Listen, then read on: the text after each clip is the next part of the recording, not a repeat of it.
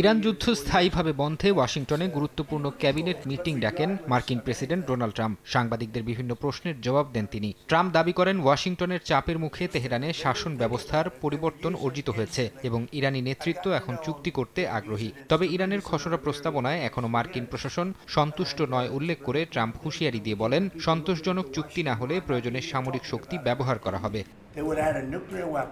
বিশ্বের অন্যতম গুরুত্বপূর্ণ বাণিজ্য পথ হরমুজ প্রণালীর নিয়ন্ত্রণ নিয়েও ট্রাম্প তার কঠোর অবস্থান পুনর্ব্যক্ত করেছেন। তিনি সাফ জানান, হরমুজ প্রণালী কেউ এককভাবে নিয়ন্ত্রণ করতে পারবে না এবং ওমান যদি ইরানের সঙ্গে হরমুজের যৌথ ব্যবস্থাপনার পরিকল্পনা করে তবে তাদেরও হামলার লক্ষ্যবস্তু করা হবে। ট্রাম্প আরও জানান, ইরান তাদের উচ্চ সমৃদ্ধ ইউরেনিয়াম চীন কিংবা রাশিয়াকে হস্তান্তর করলেও বিনিময়ে তেহরানের ওপর থেকে কোনো নিষেধাজ্ঞা প্রত্যাহার বা অর্থনৈতিক ছাড় দেওয়া হবে না।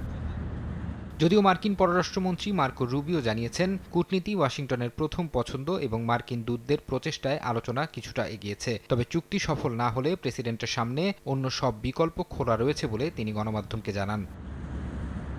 এর আগে পাকিস্তানের মধ্যস্থতায় ইরান ও যুক্তরাষ্ট্রের মধ্যে একটি খসড়া চুক্তি চূড়ান্ত হওয়ার দাবি করে ইরানি রাষ্ট্রীয় টেলিভিশন। সেখানে বলা হয়, 60 দিনের মধ্যে চূড়ান্ত চুক্তি হলে হরমুজ প্রণালীতে নৌ অবরোধ তুলে নেবে যুক্তরাষ্ট্র এবং 1 মাসের মধ্যে বাণিজ্যিক জাহাজ চলাচল স্বাভাবিক করবে ইরান। তবে ইরানি গণমাধ্যমের এই দাবিকে বানোয়াট ও ভিত্তিহীন গুজব বলে প্রত্যাখ্যান করেছে হোয়াইট হাউস।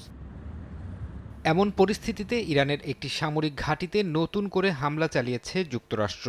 বার্তা সংস্থা রয়টার্স জানায়, বন্দর আব্বাসের পূর্বাঞ্চলে গভীর রাতে অন্তত 3টি বিকট বিস্ফোরণের শব্দ শোনা গেছে। হরমুজ প্রণালীতে মার্কিন সেনা ও বাণিজ্যিক জাহাজের নিরাপত্তা বিঘ্নিত করার অভিযোগে এই হামলা চালানো হয় বলে ট্রাম্প প্রশাসনের এক কর্মকর্তার বরাত দিয়ে জানায় বার্তা সংস্থাটি।